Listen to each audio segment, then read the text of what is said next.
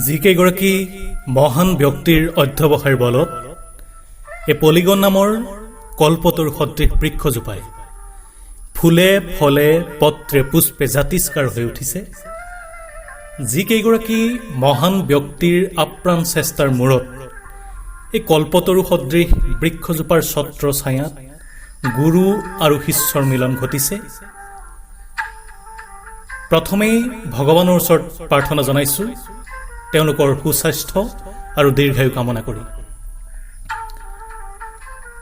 লখিমপুৰ জিলাৰ নাৰায়ণপুৰ স্থিত polygon senior secondary স্কুলৰ বিদ্যায়তনিক পৰিৱেশ সম্পৰ্কে সকলো জ্ঞাত।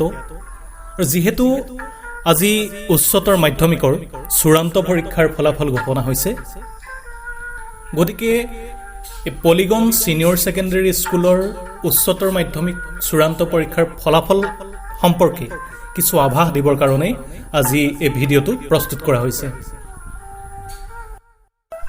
আমি উপস্থিত আছোঁ পলিগন ছিনিয়ৰ ছেকেণ্ডেৰী স্কুলত আৰু সদ্য ঘোষিত উচ্চতৰ মাধ্যমিক চূড়ান্ত পৰীক্ষাৰ ফলাফলৰ কিছু আভাস দিবলৈ আমি যত্ন কৰিছোঁ।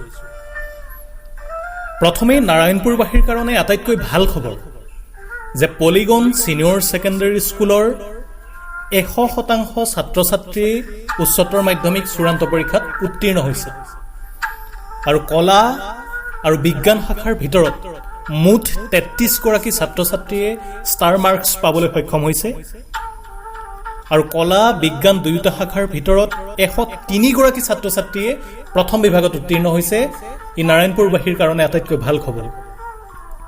আৰু কলা শাখাত শ্ৰুতিমালা বৰাই 91% নম্বৰ লাভ কৰি আৰু বিজ্ঞান শাখাত ঋতুষা বৰাই 87.3% লাভ কৰি বিদ্যালয়খনলৈ গৌৰৱ কঢ়িয়াই আনিছে।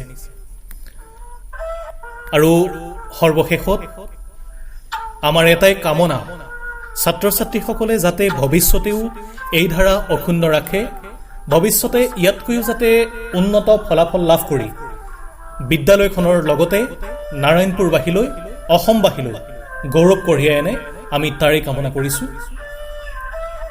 আৰু এটা গুৰুত্বপূৰ্ণ খবৰ আপোনালোকক জনাবলৈ বিচাৰিছোঁ যে পলিগন ছিনিয়ৰ ছেকেণ্ডেৰী স্কুলৰ প্ৰথম বাৰ্ষিকৰ কলা আৰু বিজ্ঞান শাখাৰ নামভৰ্তি ইতিমধ্যে চলি আছে।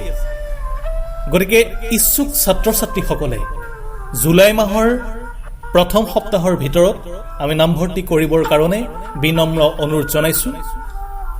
সৰ্বশেষত পলিগন ছিনিয়ৰ ছেকেণ্ডেৰী স্কুলৰ উত্তৰ কামনা কৰি আজিৰ এই ভিডিঅ' সামৰণি মাৰিছোঁ। ধন্যবাদ।